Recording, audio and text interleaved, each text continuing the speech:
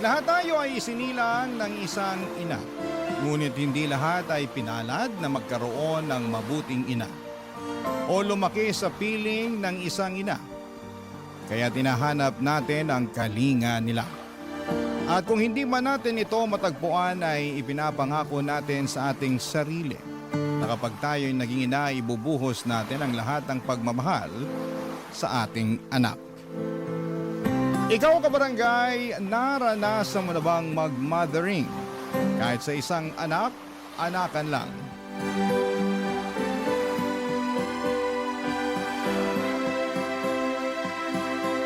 Dear Papa Dudut, makulay na tanghali po mga kabarangay. Sana po ay mapili po ninyo Papa Dudut ang aking kwento para itampok sa Barangay Love Stories. Alam po ninyo ay fan na fan niyo po ako. At lately ay pansin ko pong pumapayat po kayo. Ano po ba ang sekreto ninyo? Ang atribida ko po natutuwa lang po talaga ako na nabibigyan ninyo ng boses ang platform ng ordinaryong tao na katulad ko na ikwento sa buong mundo ang kanilang struggle na napagtagumpayan. Ako po si Rene, super fresh pa po sa aking alaala. Yung mga panahon na fresh pa po ang beauty ko. Sisimulan ko ang aking kwento noong 1980s. So alam na ng mga kabarangay natin na gurangchi na ako ngayon. Pero doon tayo sa freshness. Noong mga panahon kasing yon ay sobrang tabu pa po ang pagiging out and loud ng mga bakla. Kaya karamihan sa mga kabaklaan society ay kloseta. Paminta ang ora. Ganon din ako. Pinipilit kong maging pamen pero hindi talaga kaya ng powers ko na pigilan ang totoo kong pagkatao.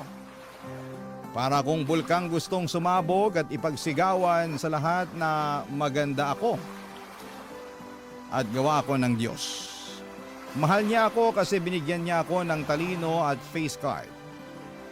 Bakit ko nasabi? Kasi consistent ang honor ko nung estudyante pa lamang ako, Papa Dudut.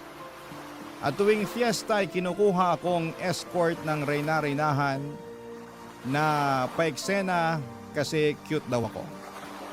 Hindi nila alam na ang bet ko ay ang maging isang reyna. Proud ang parents ko sa utak ko pero ang motherland ko alam na alam niya na hindi lalaki ang uniko iho niya. Isa po akong magandang prinsesa na gustong magkajowa ng isang gwapong Prince Charming. Kaya galit si nanay sa akin, wala daw siyang anak na bakla. Nakakahiya, hindi ako makaakyat sa langit. Pero paano ba akyatin ang langit, Papa Dudut? Pinipigilan ko kung sino talaga ako. Kalimutan yung maging masaya para sa sarili ko. At hindi ko na lang titingnan ng crush kong si Enrique. Ganun ba yon, Papa Dudut? Sobrang gwapo po talaga ni Enrique. Kaya kapag siya ang kaharap ko, ako si Rena Bella. Hindi ba ang sosyal pakinggan? Alam nyo, ilang gabi kong pinag-isipan kung magtatapat ako sa kanya. At dumating nga ang araw na hindi ko nakayanan. Sinabi kong gusto ko siya pero straight talaga si Enrique at ang sabi niya ay hindi niya ako pwedeng maging jowa kasi bakla ako. Lalaki pa rin ako. Gusto niya ay babae lang kaya sobrang na-hurt ako, Papa Dudut. Pero ilang linggo lang ay nakabawi ulit ako kasi hindi naman niya ako iniwasan. Ganon pa rin ang treatment niya sa akin pero may kaunting nagbago na gustong gusto ko naman. Kapag kami lang dalawa ay wala siyang pakialam kung niyayakap ko siya. Hanggang sa may kababalaghang nangyari sa aming dalawa na sobra kong kinaligaya. Ganito pala ang feeling, Papa Dudut. Parang lumipad ako sa langit pero ilang araw lang ay lumagapak ako sa lupa. Dahil kumalat ang chismis tungkol sa aming dalawa sa nangyari sa amin. Sa pagsuko ko ng bataan ko at hindi ito nakaligtas sa radar ng nanay ko.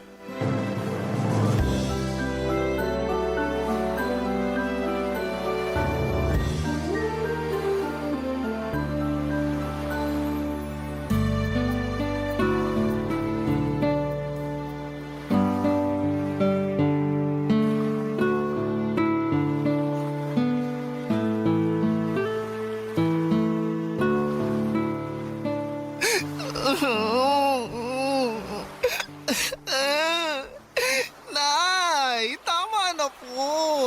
Hindi mo lang inisip ang kahihiyan namin.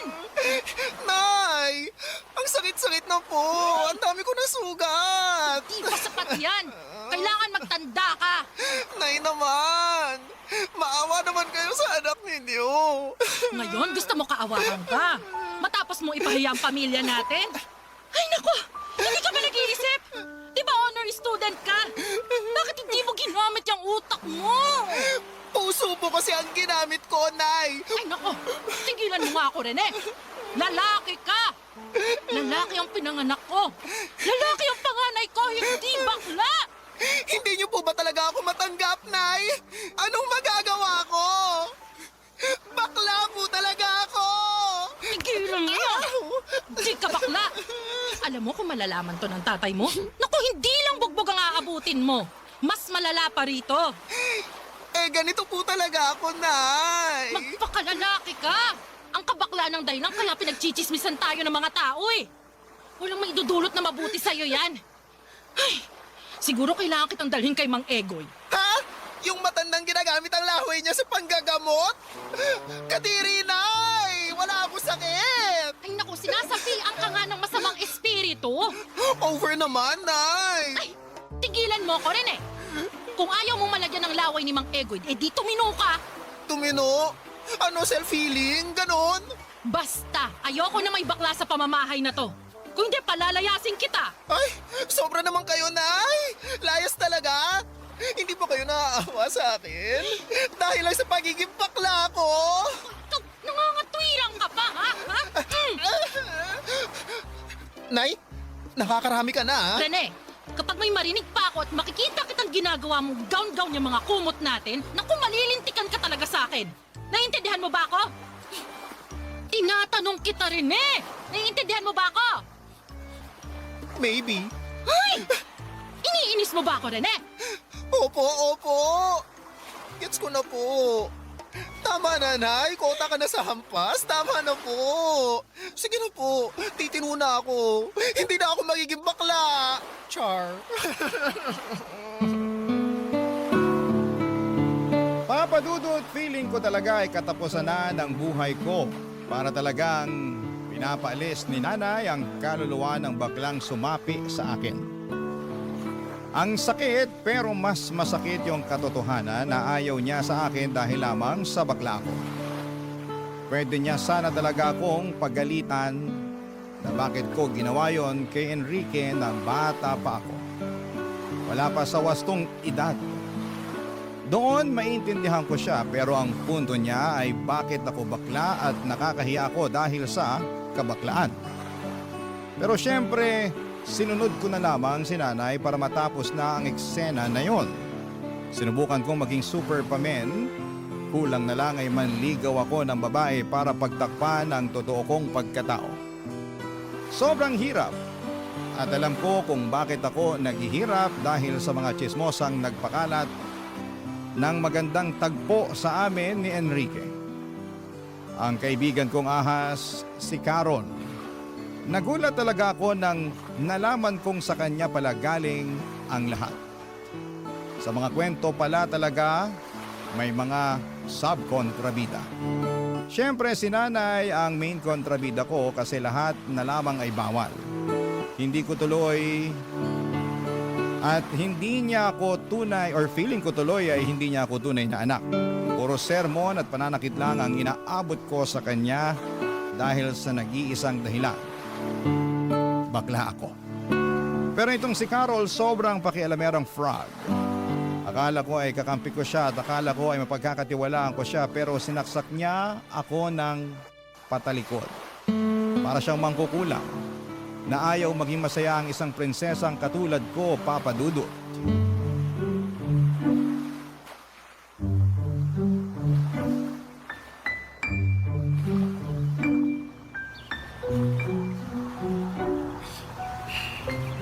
Carol, pwede ba tayong mag-usap? O Rene, anong pag-uusapan natin? Ba't ganyan ang ayos mo? Tsaka, bakit ganyan ka makatingin? Diretsahan na to. Galit ako sa'yo. Ano? Bakit? Ay, Maang-maangan?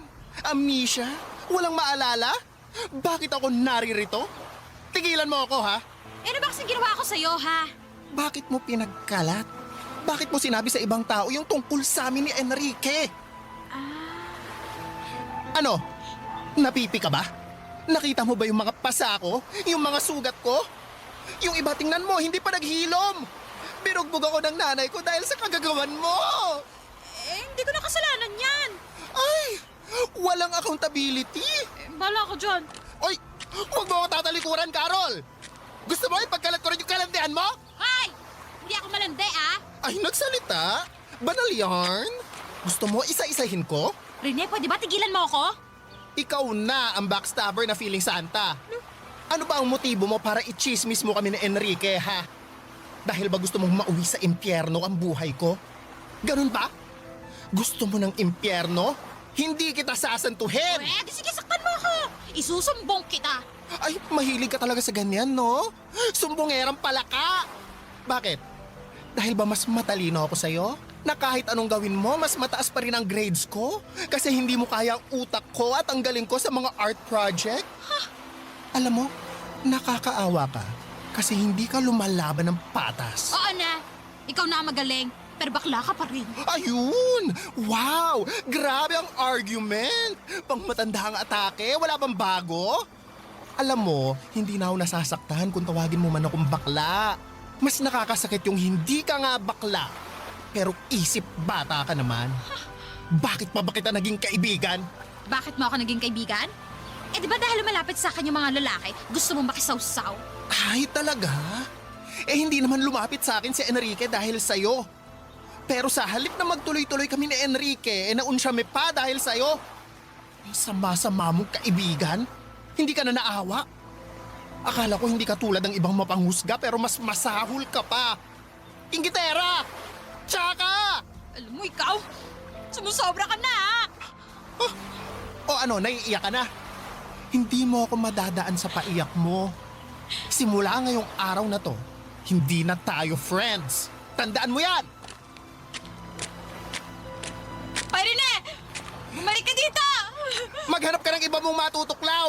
May vaccine na ako sa'yo, wala nang epek ang kamandag mo sa akin! Che!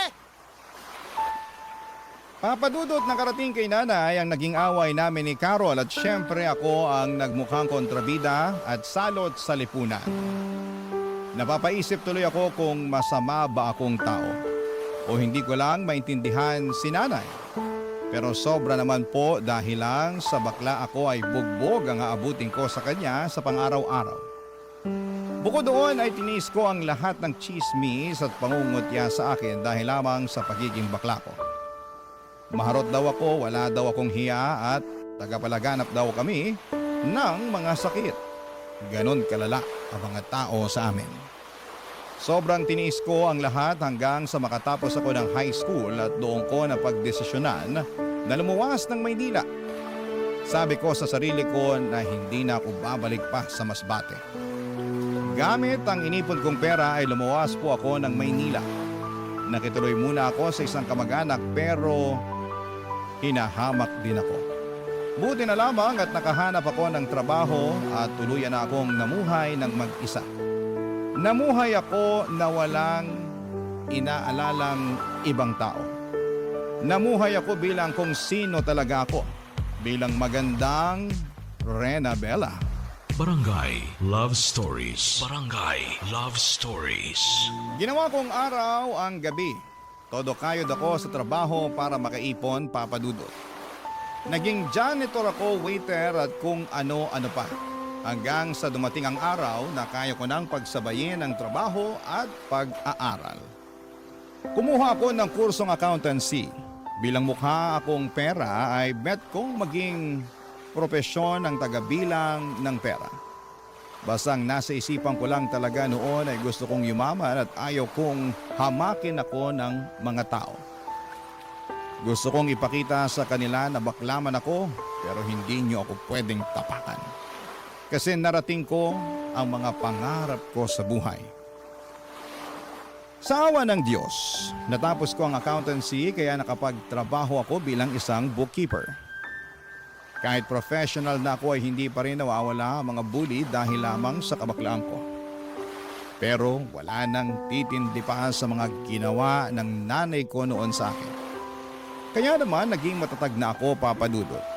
Nakapagpundar ako ng isang bahay na hinuhulugan ko sa Mandaluyong.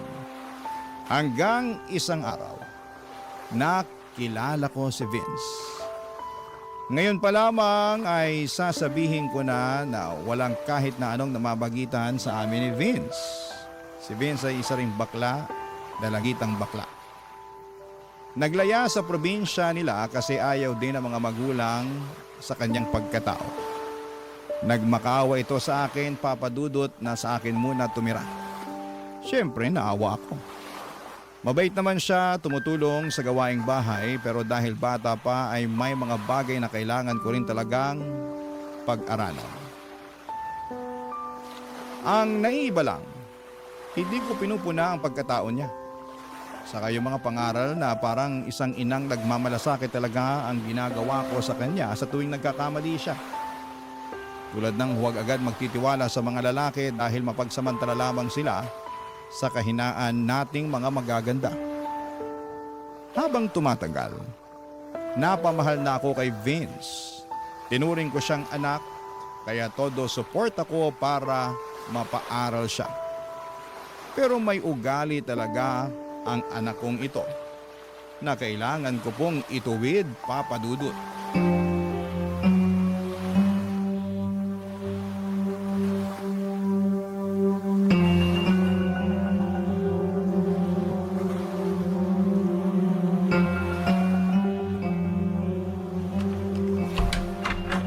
Anong ginagawa mo? Nangungupit ka? Mother, Vince, bakit mo to ginagawa? Sagutin mo ko. Hindi pa ba sapat ang ginagawa ko sa'yo para ganituhin mo ako? Pinagnanakawan mo ako ng pera? sorry, Mother. Ilang beses mo na tong ginawa, ha? Kaya pala nawawalan ako ng pera dahil ninanakawan mo ako? Eh tayong dalawa lang dito sa bahay. Pinapaniwala ko lang ang sarili ko na baka mali lang ako. Pero ngayon, nakita kita sa akto. Mother, sorry. Palalayasin mo na ba ako? Hoy Vince, huwag mo akong idaan sa paawa. Hindi ko sinabing palalayasin kita.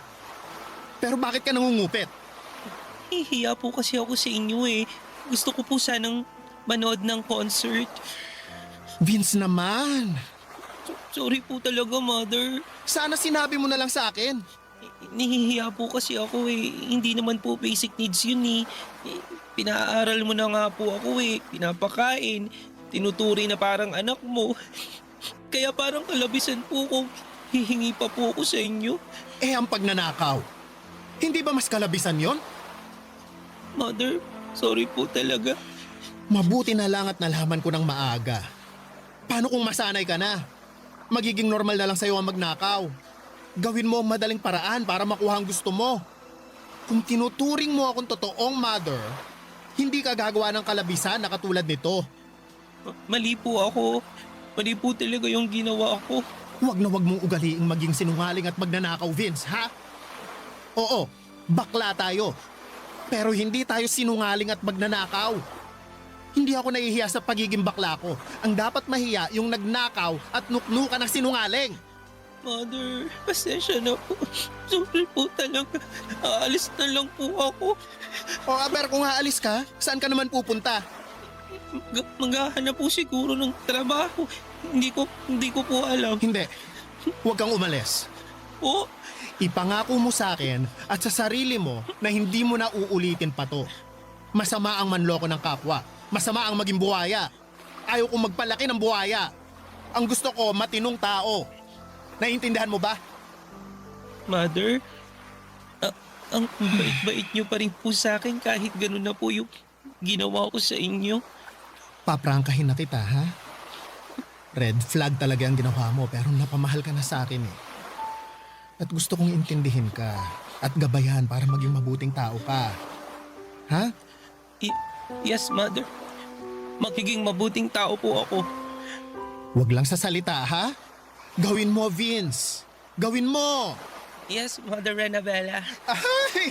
Go, Vina! Hindi pwedeng buwakelya ang baklush na pretty!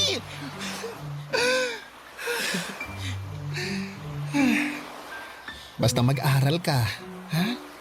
Hindi kita susukuan. Ipaglalaban ko ang mga pangarap mo sa buhay kasi that's how to mothering a beautiful daughter should be. Wow, English! Nag-aral kaya ako. Ang galing nyo nga po, Mother eh. Idol ko po kayo. Asus. O ito, bibigyan na kita ng perang pambili mo ng ticket para rumampa ka ng bongga. Bibigyan pa kita ng extra para may pambili ka ng outfit mo. Talaga, Mother? Kailan ba ako nangako na hindi ko tinupad? Oh, never pa po. O never naman pala eh. Kaya bongga ka sa concert. Ay, thank you po, Mother. I love you. Oy, English! I love you too, anak. Papa Dudut, iginapang ko ang pag-aaral ni Vince dahil nakikita kong ito ang yaman na pwede kong ibigay sa kanya. Mahirap ang mag-aral. Naranasan kong igapang ang sarili ko at ayaw kong maranasan ni Vince ang paghihirap na yon. Sa totoo lang ay marami na akong baklang natulungan. Pero iba ang sitwasyon ni Vince. Kasi kinupkup ko siya at parang ako na ang naging nanay niya. Bilang isang ina ay tinupad ko ang aking obligasyon sa anak, ang suportahan ang kanyang pag-aaral at pangarap sa buhay. At sobrang saya ko po nang makapagtapos siya ng high school, Papa Dudut. Proud na proud ako sa kanya at sa sarili ko na kaya ko palang maging isang ina at tatay sa isang hindi ko kadugo. Pero trinato ko talagang anak. Siyempre may mga lalaki din naman ako kaya may mga masasayang araw din ang puso at katawang lupa ko. Pero iba rin talaga nang dumating si Vince, Papa Dudut. Nabihag niya ang puso ko nang biglang magpakita itong si Andrew sa akin. Sa bahay ko na tumira itong si Andrew, may mother at father na itong si Vince na anak-anakan ko. At tuwing umuwi si Vince galing sa school, sa college ay parang perfect family talaga kaming tatlo. Ang saya-saya ko po, Papa Dudut, pero may ginawa si Andrew na red flag sa akin.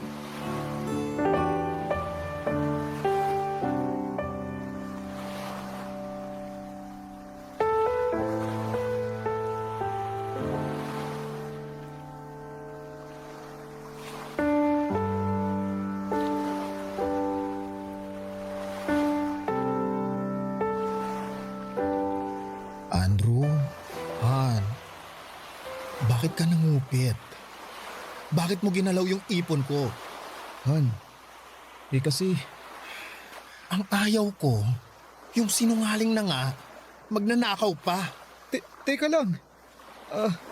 Ano kasi Han eh?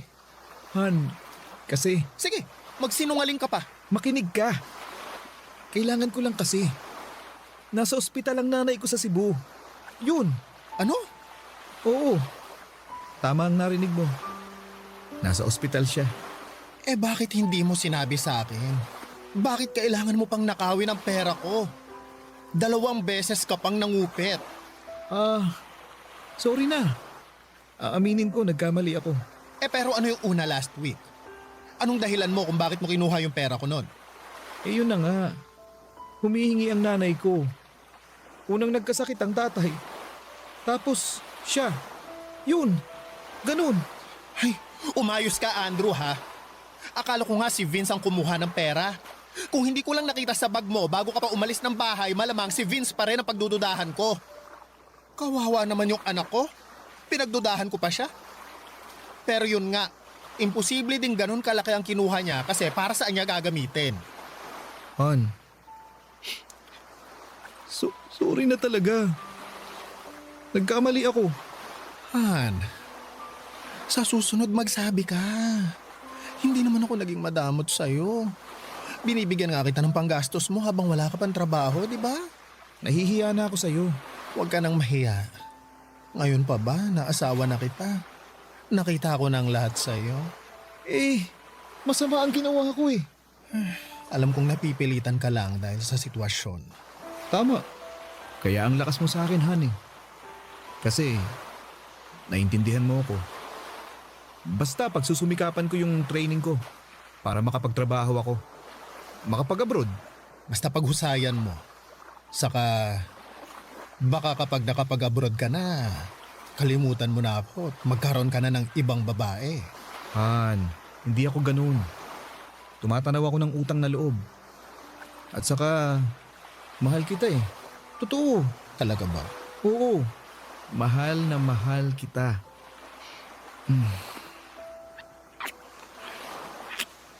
Ay, Han, hindi ko kayang mawala ka sa piling ko.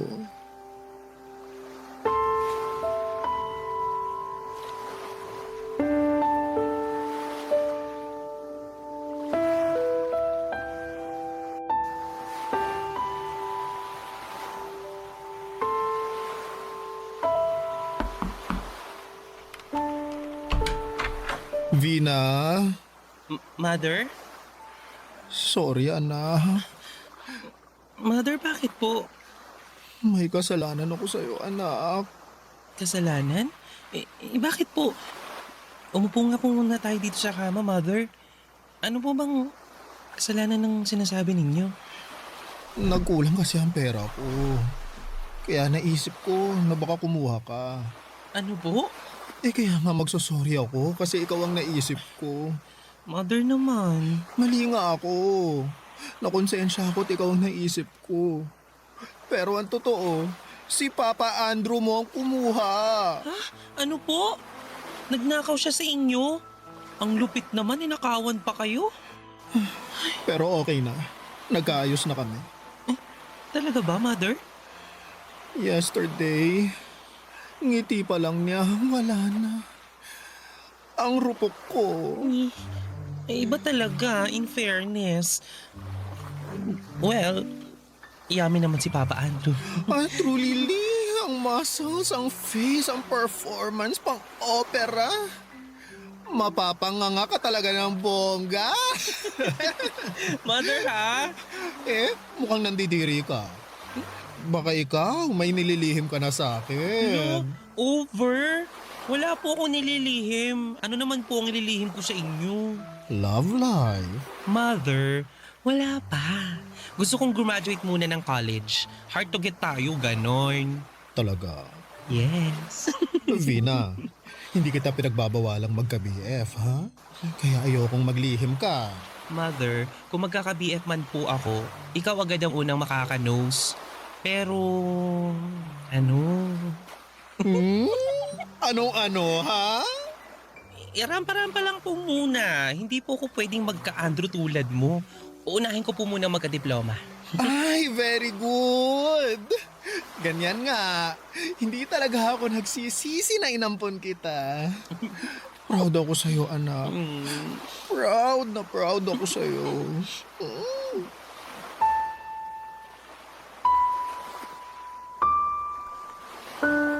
Papadudot, sobrang panatag ng loob ko sa aking mag-ama.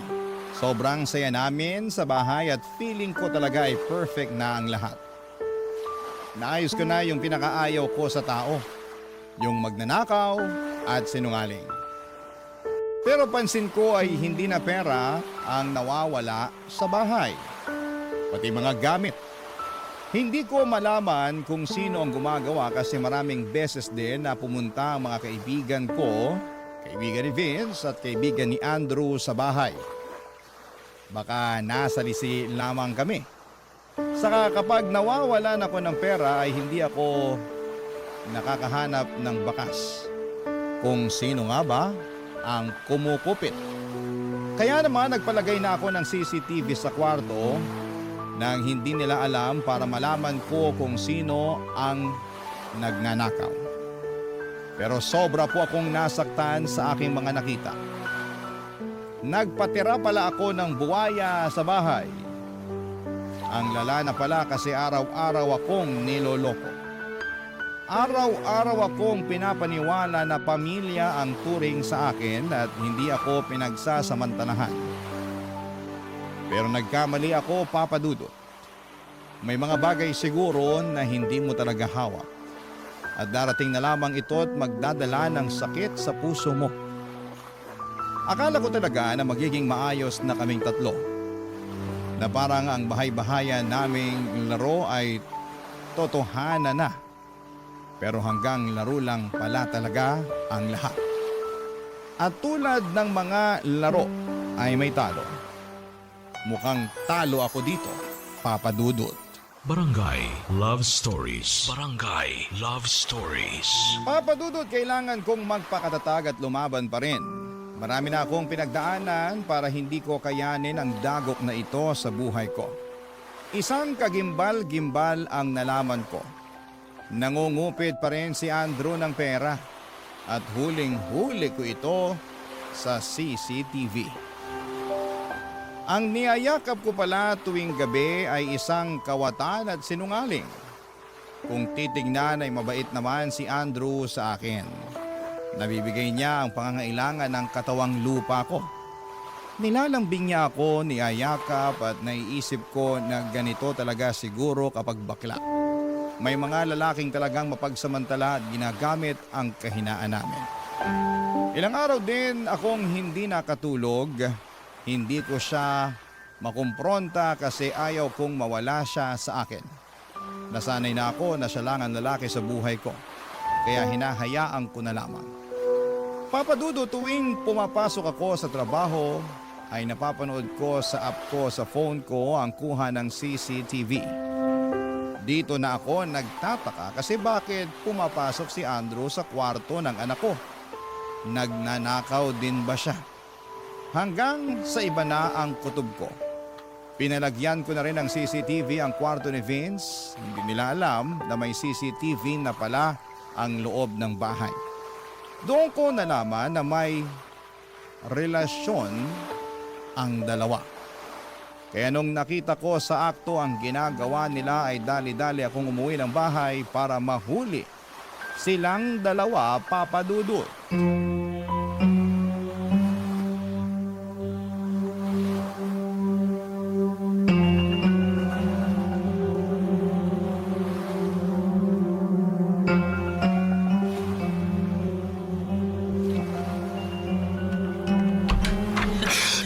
Mother? Makakayop kayo! Tama na! Andrew! Tama na! Bakit si Vince pa? Bakit? Rene! Han! Huwag mo ako matawag-tawag na Han! At ikaw, Vince! Ang landi mo! Bakit si Andrew pa? Huwag mo akong madaan-daan sa paiyak-iyak mo! Pinakain kita! Binihisan! Ginawang tao! Pero isa ka palang ahas! At ikaw lalaki ka! Ang sama mo! Ang sama-sama mo! Namumuro ka na sa pananakit, ha? Karapatan kong saktan ka! Kasi ginawa niyo akong tanga! Rene, ha? Tigilan mo na to. Titigilan ko na talaga! Dahil palalayasin ko kayong dalawa! Lumayas kayo! Ano? Rene naman. Huwag naman ganun. Anong huwag? Matapos kong malaman ang kahalayan niyo! Sana pa natin talaga, Andrew! Rene naman. Eh, pareho naman kayong bakla, ah. Mapagbigay lang. Kasiyahan lang. Anong kasiyahan? Saka ano yung pangungupit mo? Kasiyahan lang din? Anong pangungupit yung pinagsasasabi mo? Wala akong kinupit, ha? Ay, talaga naman! Ang magnanakaw! Kapatid talaga ng sinungaling! Wag na wag mo akong pagbibintangan. Ikaw pa ngayon ang nagbabanta? May ebidensya ako! Ano? May CCTV ang buong bahay na to! Lahat ng galaw sa loob ng bahay nakikita ko! Ang pagnanakaw mo! Ang kahayupan yung dalawa! Kaya lumayas na kayo!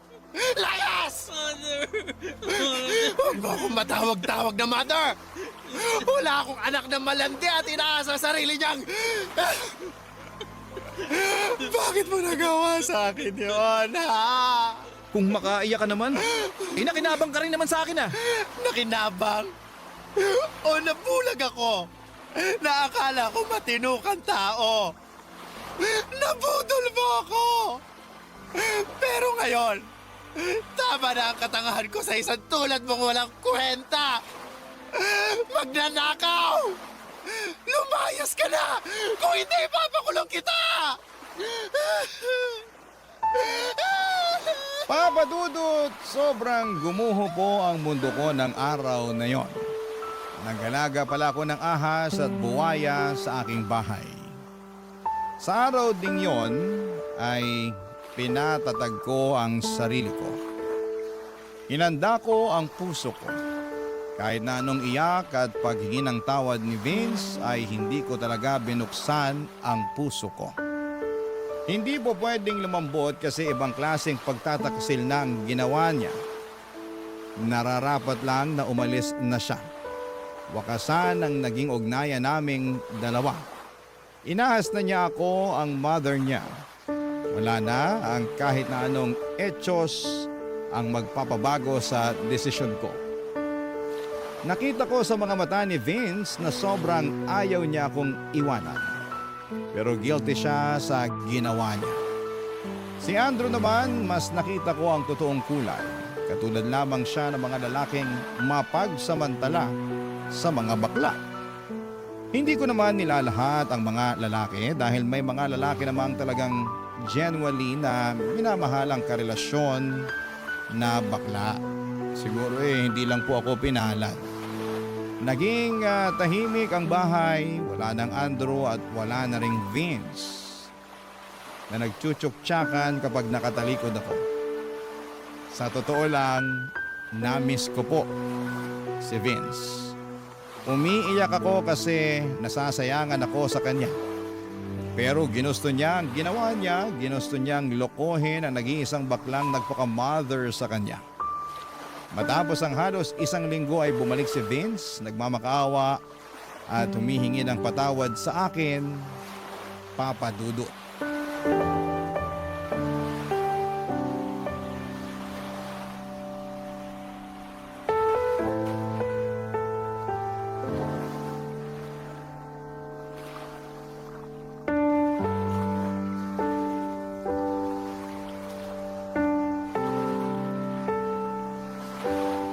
Maupo ka sa sala.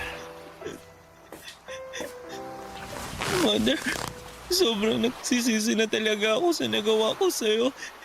Mother, ayaw kong mawala ka. Ayaw kong mahiwalay sa'yo. Vince, hindi ako nagkulang ng pangaral sa'yo. Hindi kita sinasaktan. Tinrato kitang tao. Hindi ako nagdalawang isip na kupkupin ka. Gawing anak-anakan ko. Pinangarap ko na sana makuha mo yung gusto mo sa buhay. Sinuportahan kita, di gaya ng nanay ko sa akin. Pero ang sakit. Ang sakit-sakit ng ginawa mo sa akin. Alam ko naman po eh. Sobrang sama ng nagawa ko po sa inyo, Mother. Nagsisisi na po talaga ako.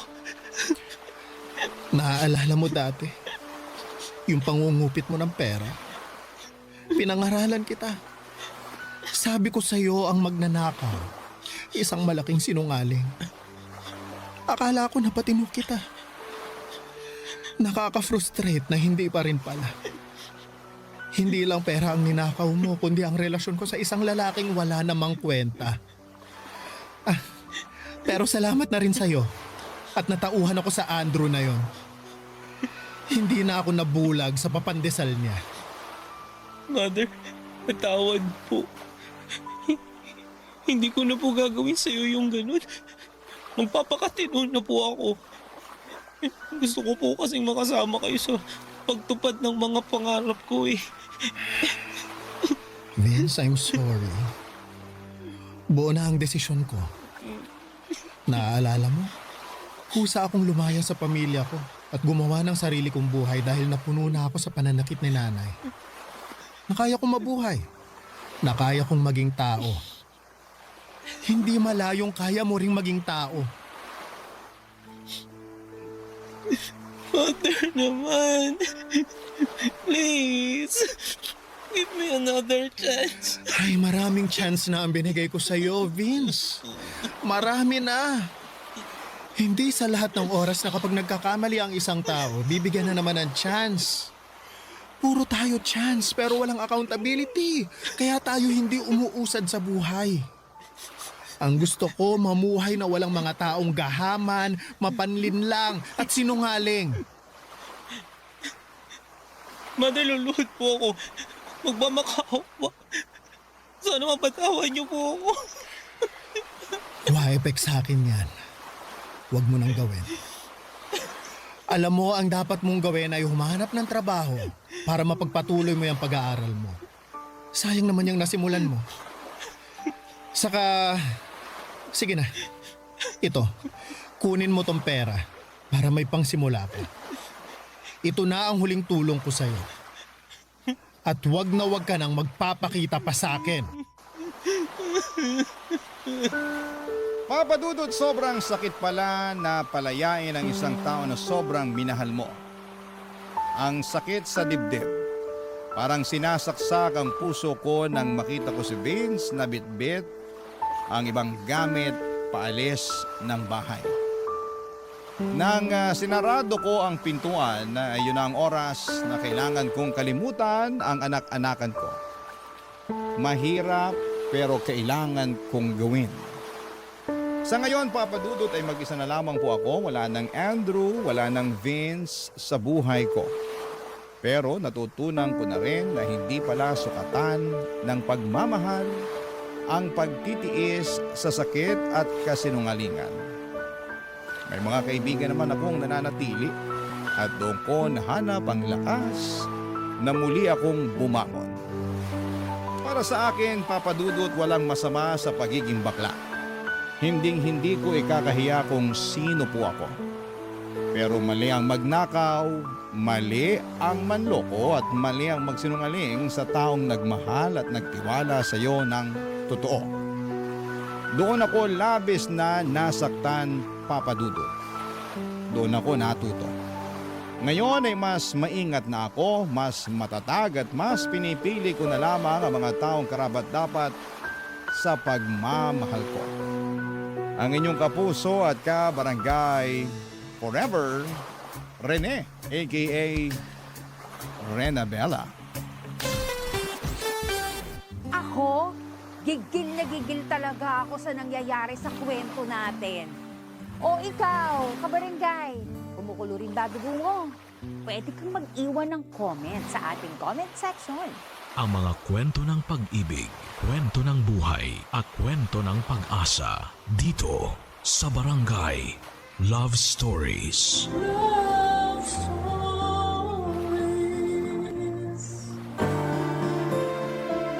Magpakabuti tayo hindi lamang sa isang tao, kundi sa lahat. Dahil kung meron tayong kinikilingan, mapapagod sila na tayo ay pakisamahan. Ikaw, kabarangay, mabuting tao ka ba?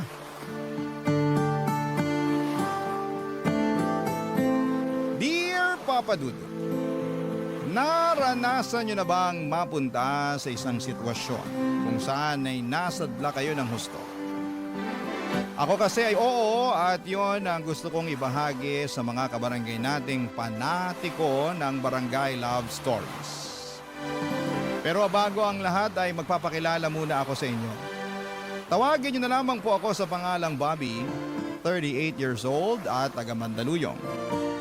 Nitong mga nakalipas na araw ay sobrang lugmo ko at para bang wala nang bukas para sa akin. Sunod-sunod kasi ang mga nangyaring trahedya sa buhay ko na malalaman ninyo sa pagpapatuloy ng aking kwento. Pero magsisimula muna ang lahat noong 30 anyos pa lamang ako.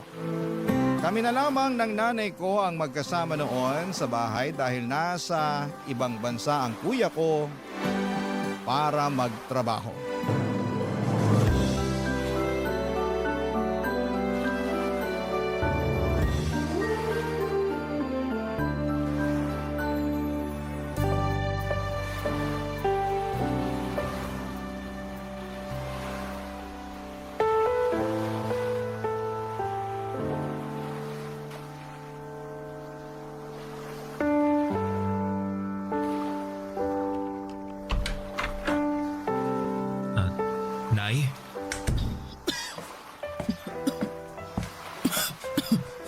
Nako, ang tindi ng ubo niyo.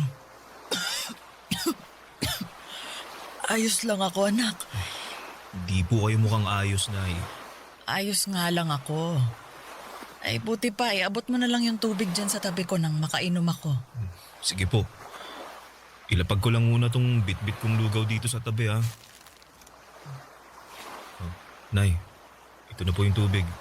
Daan-daan po sa pag-inom, ha? Salamat, anak. Kumusta na po ang pakiramdam niyo? Gaalala po ako para sa inyo. Huwag kang mag-alala.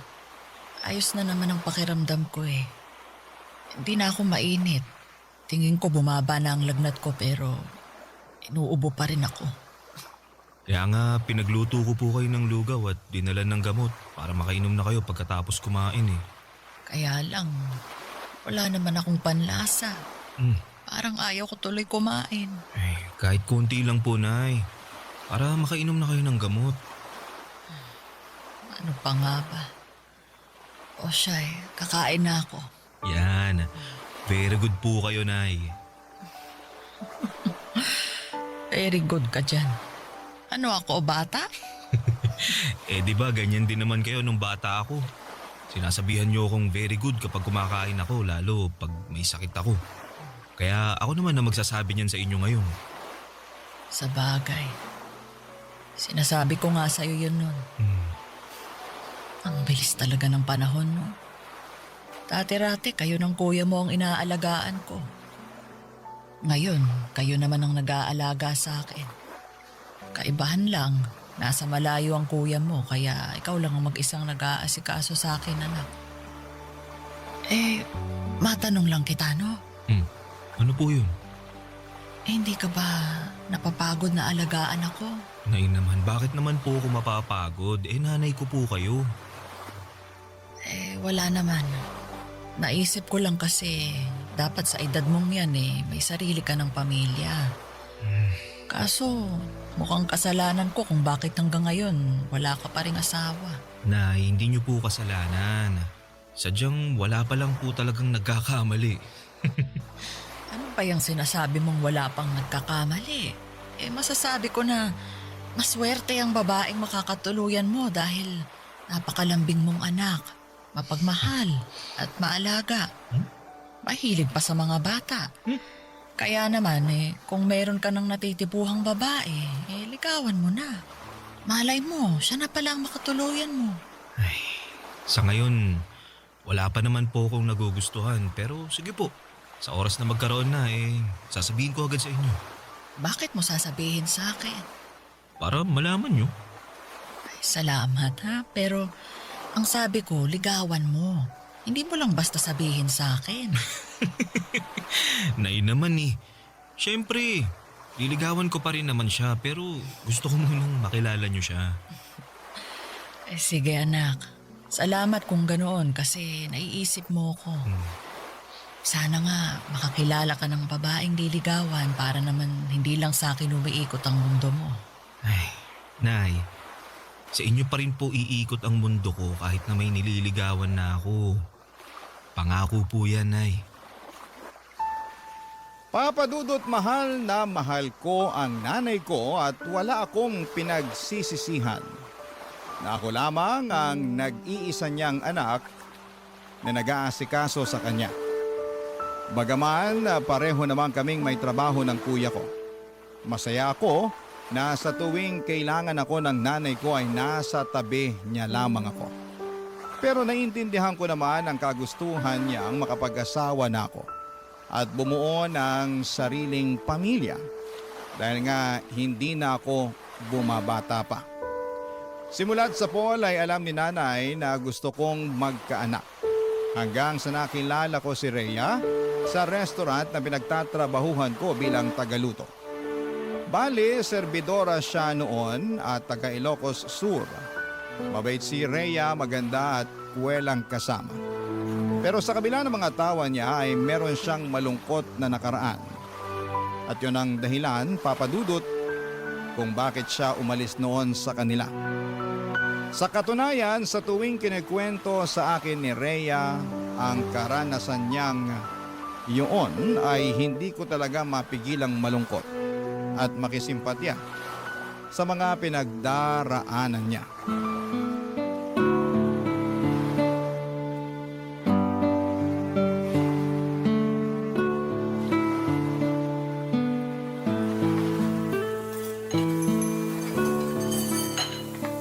Kaya ayun, nangako ko sa sarili ko na magsisika para umasenso sa buhay. Kaya nga kahit mahirap at wala akong kaalam-alam sa magiging buhay ko rito sa Maynila nakipagsapalaran pa rin ako. Gusto ko pagbalik ko sa Ilocos ibang Rhea na ako. Hindi ko naman hangad na yumaman pero gusto kong magkaroon ng komportableng buhay. Kaya lalo mo ako napahanga Ang lakas ng fighting spirit mo. Uy, thank you pero kailangan Malay mo. Meron pang magandang buhay na naghihintay sa'yo pag nagpatuloy ka. Ay, sana nga meron. Pero ewan ko. Minsan, hindi ko pa rin mapigilang mawalan ng pag-asa. Lalo, parang ang layo-layo ko pa rin sa mga pangarap ko. May iba ka pa bang pangarap bukod sa mabigyan ng maayos na buhay yung mga magulang mo sa probinsya? Gusto ko rin makakilala ng lalaki na magiging katuwang ko sa buhay. Yung mamahalin ako at aalagaan. At magkakaanak, syempre. Lalo't hindi na ako bumabata, di ba? Baka kumunat na tong matres ko pag pinatagal ko pa ang pagbubuntis. Sobra ka naman sa kumuna. Para namang chichirya lang na nahanginan. Uy, seryoso ako dun Kung kayong mga lalaki walang problema sa pagkakaroon ng anak kahit may edad na kayo, ibahin nyo kaming mga kababaihan. Hindi naman sa nilalahat ko, no? Kasi meron pa rin namang mga babae na nabubuntis pag umedad na ng 35 pataas. Pero madalas nahihirapan na talaga. Ganun ba yun? Oo. Kaya nga sana makilala ko na rin yung matinong lalaki na makakatuwang ko sa buhay. Naniniwala kasi ako na may inilaan ng Diyos na makakapareha natin sa buhay na to. Ikaw ba? Ganun din ba ang paniniwala mo? Oo. Bakit parang hindi ka pa sigurado? Naniniwala naman ako pero mas naniniwala doon ang nanay ko. Kaya nga pinaghahanap na niya ako ng mapapangasawa dahil tumatanda na daw ako. Talaga? Anong sagot mo? Yun, sabi ko, sige. Kung may makikilala ako at magugustuhan ko liligawan ko na tapos ipapakilala ko agad sa kanya. Yun, natuwa naman at sobrang excited. Ewan ko ba dun? Ganun lang siguro talaga ang mga nanay. Sobrang excited na magkaroon ng apo. Ay, bigla ako tuloy na miss ang nanay ko. Kumusta na kaya siya? Hindi mo malalaman ang sagot kung hindi mo siya tatawagan. Tsaka na, wala na kasi akong load Tsaka patapos na yung break time natin. Baka mamaya sitahin na tayo pag nag-overbreak tayo. Ay, oo nga pala. Masyado pa namang sip-sip yung naninita na yun. Kala mo naman kung sinong tagapagmana ng kumpanya kung kumasta. Uy, baka may makarinig sa'yo Uy, ano naman? Wala naman akong binabanggit na pangalan. Bato-bato na lang sa langit. Ang mag-react, pangit. Papadudo 3 buwan na noon si Rhea sa pinagtatrabahuhan namin at masasabi ko na naging sobrang close kami. Sa katunayan ay siya lamang ang dahilan kung bakit ako nag-stay sa pinapasukan ko. Gusto ko na kasing umalis noon dahil sobrang toxic na rin ang management namin. Alam ko naman na magiging malaking pagsubok na naman sa akin ang paghahanap ng mapapasukang trabaho. Lalo na high school graduate lamang ako. Bukod doon ay ayoko ring magtrabaho sa malayo dahil maiiwang mag-isa ang nanay ko sa bahay namin. Yun ang dahilan kung bakit hindi ko pa tinatanggap ang alok at tulong sa akin ng kuya ko na nag-ibang bansa na. Hindi nga nagtagal ay nagtapat ako ng pag-ibig kay Rhea at sinagot naman niya ako, Papa Dudut. Kasunod noon ay nabuntis ko siya, kaya lalo ako nagkaroon ng dahilan upang hindi na umalis ng Pilipinas. Barangay Love Stories. Barangay Love Stories. Papa Dudut, dahil sakto lamang ang kinikita ko sa aking trabaho ay wala pa akong sapat na ipon. Kaya naman, tinira ko muna sa bahay namin si Rhea. Welcome naman siya doon ni nanay at sa katunayan ay sobrang sayangan ng nanay ko noong nalaman niyang magkakaapo na Magkakapo na siya at palagi niyang hinihimas ang tiyan ni Rhea at kinakausap ang magiging anak namin. Bagay na kinagigiliwan naman namin ang kinakasama ko. Naging maayos naman ang pagsasama naming tatlo sa isang bubong. Hindi rin issue sa kuya ko na magkaroon ako ng anak pero nilinaw niya na si nanay na lang daw ang susustentuhan niya. Naintindihan ko naman yon dahil hindi naman niya pinupulot ang pera sa abroad. Kaya nga sinabi ko sa sarili ko na magsisikap ako sa pagtatrabaho para makaipon ng pera, Papa Dudut.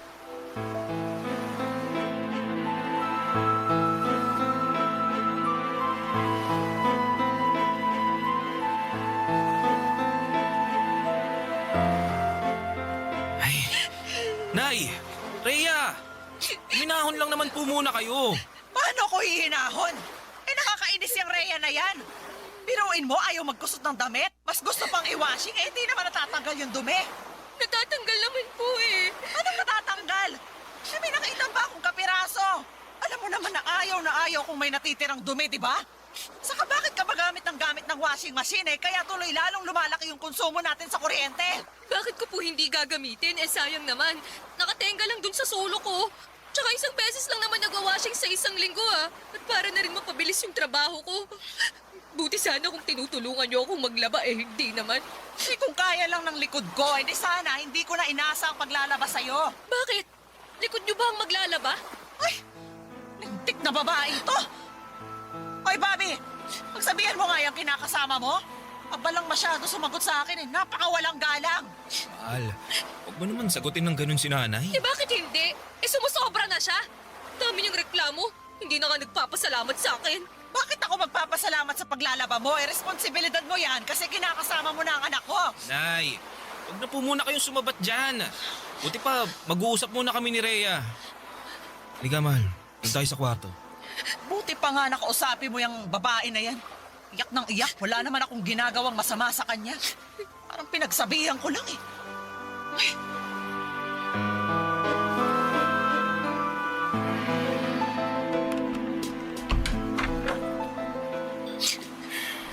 Ayos ka lang ba, mahal? Mukha ba akong ayos? Sumusobra na talaga yung nanay mo. Akala mo kung sino? Ikaw naman. Pagpasensyahan mo na lang si nanay. Masyado lang talagang mitikulosa yun, lalo na sa kalinisan Nung kalakasan pa nun, halos araw-araw naglilinis yun ng bahay. Katwiran niya, para raw hindi mamuo yung alikabok at di rin magkasakit, lalo na hikain nun ng tatay ko nung nabubuhay pa. Kaya pala pinagalitan din niya ako nung nakaraan. Kasi hindi raw ako araw-araw naglilinis dito sa bahay niyo. So nakakapagod Tsaka hindi niyo naman ako katulong dito para araw-araw maglinis Kinakasama mo ko. At buntis pa ako sa anak natin. Kaso ang kulit ng nanay mo.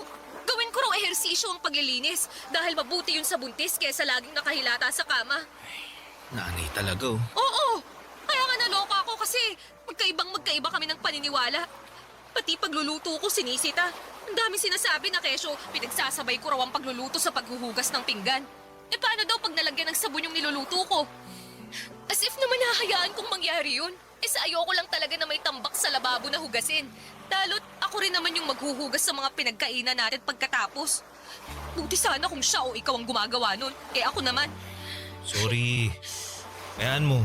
Ako na lang ang maghuhugas ng pinagkainan natin. Ay nako, hindi mo talaga ako naiintindihan no? Hindi lang naman yung tungkol sa pinagkainan natin Ang punto ko rito, kailan mo ba ako planong ibukod ng bahay?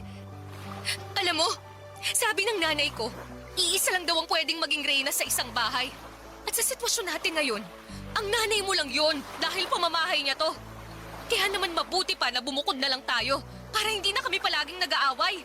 Hindi natin pwedeng gawin yun dahil ako lang ang inaasahan ng kuya ko na magbabantay at mag-aalaga kay nanay.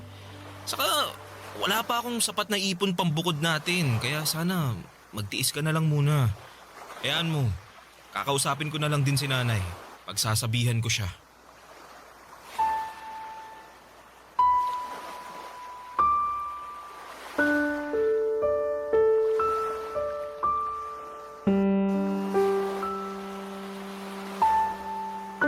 Papa Dudut, Naiintindihan ko naman ang pinanggagalingan ni Rhea. At kahit na gustuhin ko na siyang ibukod ng tirahan ay hindi ko naman magawa dahil nga maiiwang mag-isa ang nanay ko. At ayoko ring mangyari yon kasi ako lamang ang inaasahan ni Kuya na magbabantay at mag-aalaga sa kaisa-isa naming magulang. Kaya naman sinabihan ko na lamang si Rhea na magtiis dahil hindi rin naman ibang tao ang nanay ko. Nakita ko naman na sa abot ng makakaya ni Rhea ay hinabaan niya ang kanyang pasensya. Pinakisamahan niya ng maayos ang nanay ko. Hindi rin naman sila palaging nag-aaway. May mga pagkakataon din na may pinagkakasunduan sila. Kaya naman masayang masaya ako. Hindi nga nagtagal, Papa Dudut, pinanganak na nga ni Rhea ang baby namin. At masasabi ko na isa yon sa mga pinakamasayang sandali ng buhay ko. Ngunit doon pa lang pala magsisimula ang pinakamalaking pagsubok na pagdadaanan namin.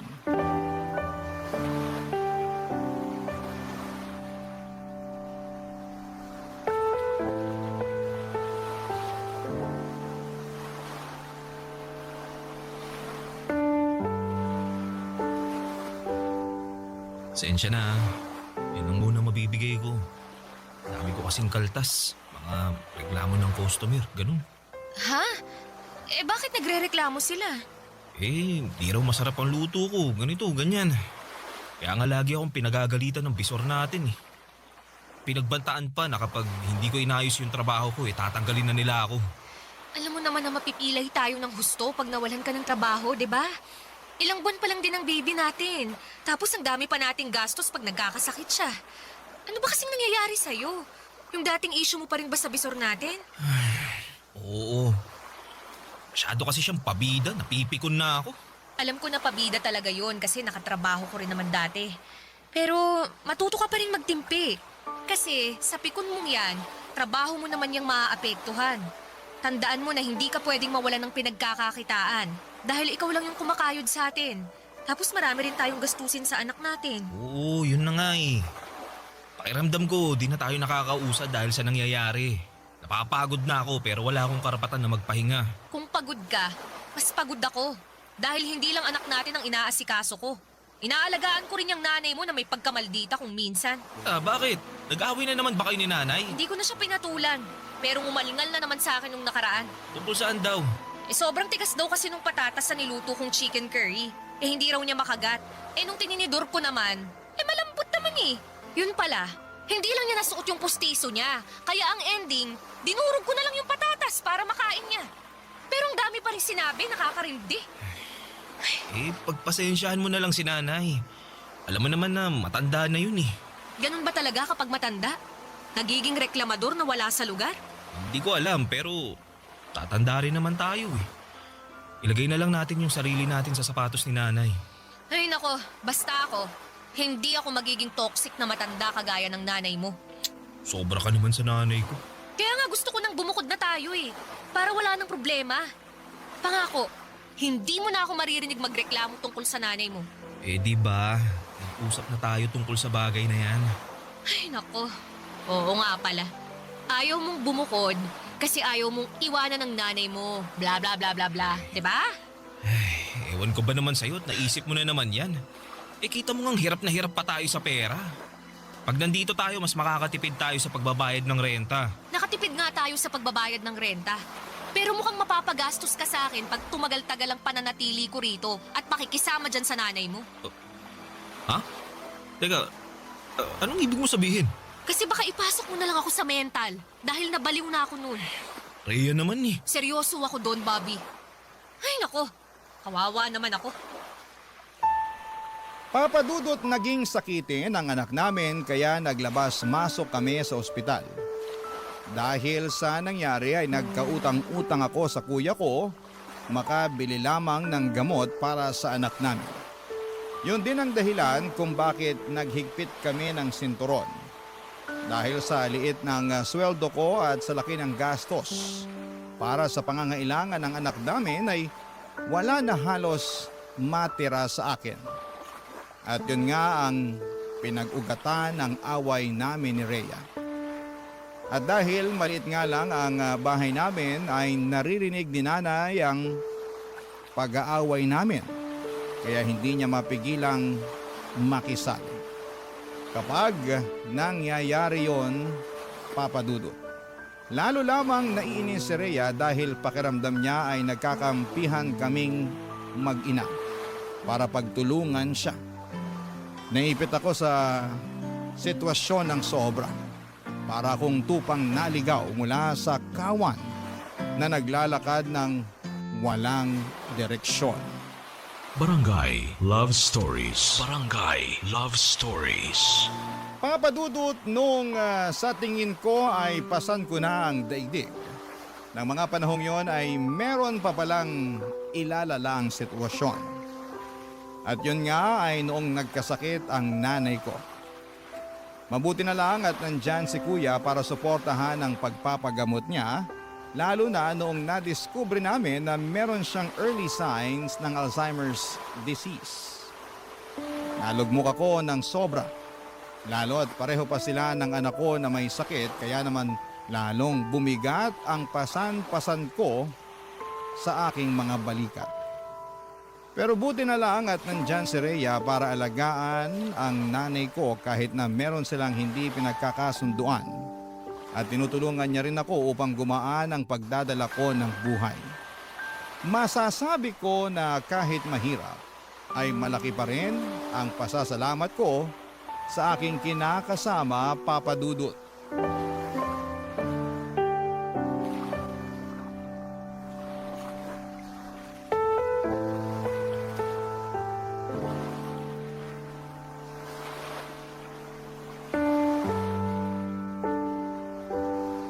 Dahil sa sabay na pagkakasakit ni nanay at ng anak natin, pag-isip-isip ko na tanggapin na yung alok na tulong ni kuya para makapagtrabaho ko sa ibang bansa. Ano? Aalis ka? Oo, sana. Wala talaga akong mapapala kung dito lang ako magtatrabaho sa atin. Tsaka di ba, gusto mo na maghanap ako ng ibang mapagkakakitaan na mas malaki ang sweldo? Ito na yun.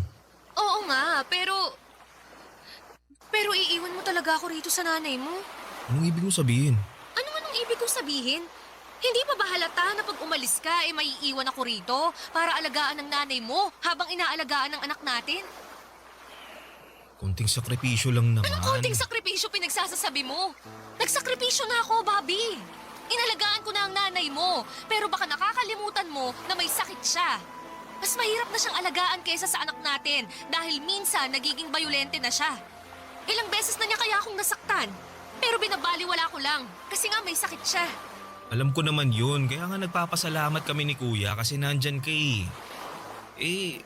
Hindi pa lang talaga namin kayang kumuha ng ibang magbabantay at mag-aalaga kay nanay. Kaya ako na lang, kasi nakakalibre kayo sa akin, ganon. Naman sa ganun, Rhea. Totoo naman eh. Napakakuripot niyang kuya mo. Manong man lang kumuha siya ng ibang tao na mag-aalaga sa nanay niyo. Kasi nanay niyo naman yan eh. Hindi ko naman nanay yan. Nanay ko nga dun sa probinsya may sakit din eh. Pero hindi ko magawang alagaan. Buti sana kung wala tayong anak, Bobby. Pero alagain din yun. Tapos ngayon aalis ka. Iiwan mo ako rito mag-isa, ha? Anong gusto mong gawin ko? Manatili rito tapos araw-araw tayo mag-aaway dahil maliit lang ang sweldo ko. Akala ko pa naman gusto mong umasenso tong pamilya natin. At ngayon na may pagkakataon na tayo na makaluwag-luwag, ganyan ka naman umasta. Imbis na suportahan mo ako, mas inuuna mo pang bilangin yung paghihirap mo. Hindi ako nagbibilang ng paghihirap ko, ha? Hindi raw. Sa inyo nakikita ko eh. Kasi yun ang gusto mong tingnan. Ni minsan ba, pinasalamatan mo ako sa pag-aasikasok sa nanay mo at sa anak natin kahit na pagod na ako? Hindi naman, di ba? Kasi para sa inyo ng kuya mo, responsibilidad ko na alagaan yung nanay nyo dahil nakatira ako sa pamamahay nyo. Yun nga ang rason kaya gustong-gusto ko nang bumukod tayo. Kaya lang atrasado ka naman dahil sa nanay mo. Nanay ko ang pinag-uusapan natin dito ha. Hindi siya ibang tao kaya magdahan-dahan ka sa mga sinasabi mo tungkol sa kanya. Wow naman ha? Nakaka-touch naman na napakabuti mong anak sa nanay mo. Pero hindi ka naman mabuting kinakasama. Bawiin mo yung sinabi mo! Ayoko nga! Bakit ko babawiin? Totoo naman lahat ng yon. Buti pa dyan ka na. Saan ka pupunta? Sa kwarto. matutulog na kasi baka bigla pang bumangon yung nanay mo at makisali sa away natin. Magkakampihan lang kayo. Kawawa naman ako sa inyo.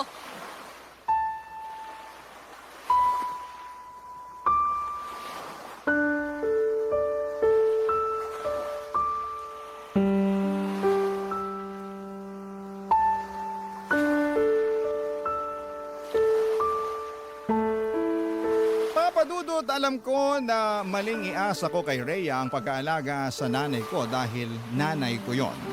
Ako ang anak noon kaya ako dapat ang gumagawa ng mga bagay na yon. Pero pare-pareho kaming pupulutin sa kangkungan kung hindi ako magsasakripisyo sa ibang bansa. Kaya nga kahit masakit sa akin na mapalayo sa mga mahal ko sa buhay ay tiniis ko. Nagpakabingi ako sa iyak ni Rhea at pagtutol niya na umalis ako dahil desidido akong ituloy ang pag-abroad ko. Natuloy nga ako sa ibang bansa sa tulong ni Kuya at masasabi ko na malaki ang pag-a-adjust na ginawa namin ni Rhea. Palagi kaming nag-uusap sa video call kahit na magkaibang oras sa mga bansa na kinakaroonan namin. Nagbabalitaan at nagkukumustahan at laging sinasabi ng kinakasama ko kung gaano na siya kapagod sa pag-aalaga kay nanay at sa anak namin tapos ay nami-miss pa niya ako. Pero ang sagot ko lamang ay kaunting tiis na lamang muna. Hanggang sa dumalang na lamang ang pag-uusap namin dahil naging busy na ako sa pagtatrabaho. Makalipas nga ang 3 taon ay natapos na ang kontrata ko pero imbes na bumalik sa Pilipinas ay nag-extend ulit ako sa pagtatrabaho ko. Bagay na pinagtalunan namin ng matindi ni Rhea. Gusto na niya kasi akong umuwi at magtrabaho na lamang sa Pilipinas dahil nga sa hirap na siya sa pag-aalaga sa nanay ko na noong mga panahong yon ay lumalala na ang sakit. Pero natakot akong umuwi sa Pilipinas para magsimula ulit. Kaya nanatili lamang ako sa abroad. Makalipas nga ang maraming taon ay nakaramdam na ako ng kapaguran at pagkamis sa mga minamahal ko sa buhay. Doon ko naisip na gusto ko nang umuwi para makasama ang nanay ko at ang aking mag-ina. Ngunit iba ang nadatnan ko sa aking pagbabalik sa Pilipinas.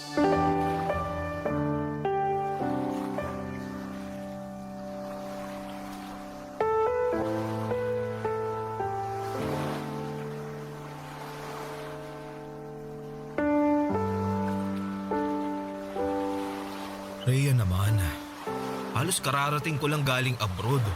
Tapos malalaman ko na lang na gusto mo kaming iwanan ng nanay ko. Oh, bakit hindi? Ang tagal kong hinintay ang pagbabalik mo para may mapag-iwanan na ako dyan sa nanay mo. Kahit naman paano may konsensya pa rin ako. Dahil ayoko siyang ipagkatiwala kung kani-kanino.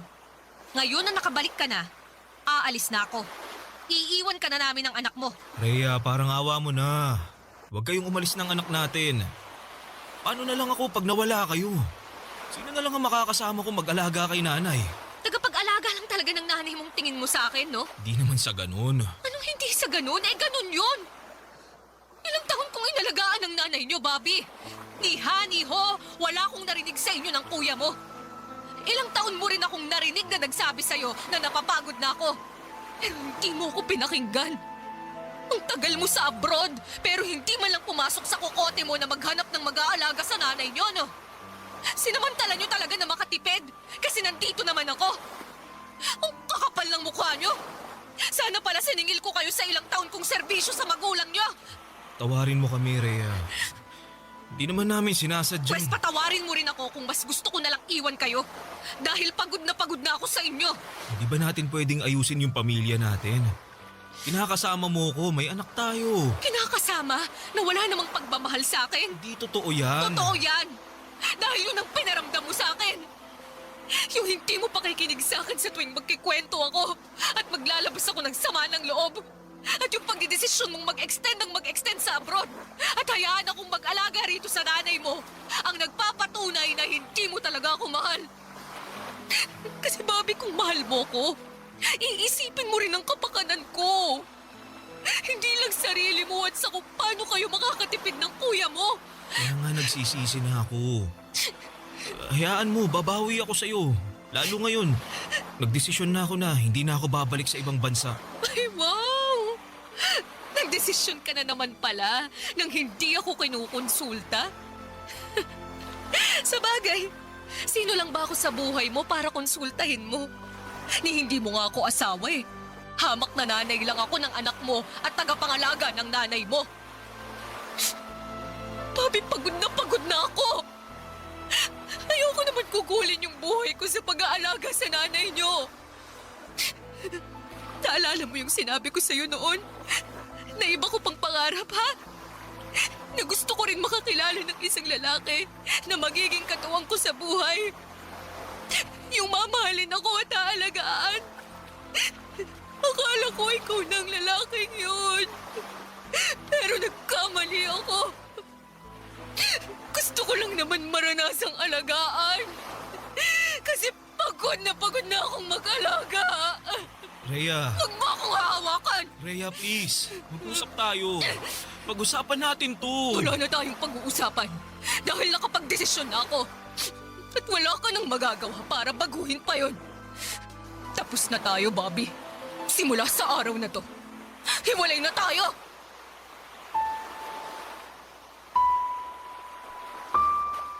Papa Dudut, wala akong nagawa noong nag-alsabalutan na si Rhea at tuluyan nang umalis sa bahay namin kasama ang aming anak. Hindi ko na sila napigilan pa lalo at kasabay noon ay nagwala si nanay kaya kinakailangan ko siyang intindihin. Durog na durog ang puso ko dahil sa pangyayaring yon, lalo na at hindi yun ang tagpong inaasahan kong dadatnan pag uwi ko sa Pilipinas. Makaraan ng isang linggo ay nabalitaan ko na lamang sa dati naming katrabaho na meron na palang bagong kinakasama si Rhea. Galit na galit ako. Pero naisip ko na baka yung taong yun lang din ang nasa tabi niya noong mga panahong wala ako at hindi siya pinakikinggan. Kaya nga mas lalo lamang akong nasaktan at sumama ang loob sa aking sarili. Kasalanan ko talaga kung bakit ako iniwan ni Rhea. Akala ko, Papa Dudut, ay wala nang isasakit pa ang nangyari sa buhay ko. Pero neto lamang Hunyo ng taong ito ay biglang namatay ang nanay namin. At kahit na ilang buwan na ang lumipas, ay hindi pa rin ako makausad. May mga gabi na lagi akong nagdarasal. At hindi na sana magising sa umaga ako para hindi ko na rin maramdaman yung matinding sakit na halos pumilas sa libu-libong piraso ng aking puso. Pero kahit na gano'n ang mga nangyari ay nananatili pa rin akong buhay. Umaasa na lamang ako na balang araw ay makakausad ako at makakaahon sa lusak na aking kinakasadlakan. Hanggang dito na lamang po ang sulat ko, Papa Dudut. Maraming salamat po sakaling mapili po ninyong i-ere sa programa ninyong Barangay Love Stories. God bless and more power sa inyong istasyon. Ang inyong forever, kapuso at ka-barangay, Bobby. Anong say mo sa Barangay Love Stories na ito? Pagkwentuhan natin sa comment section yan.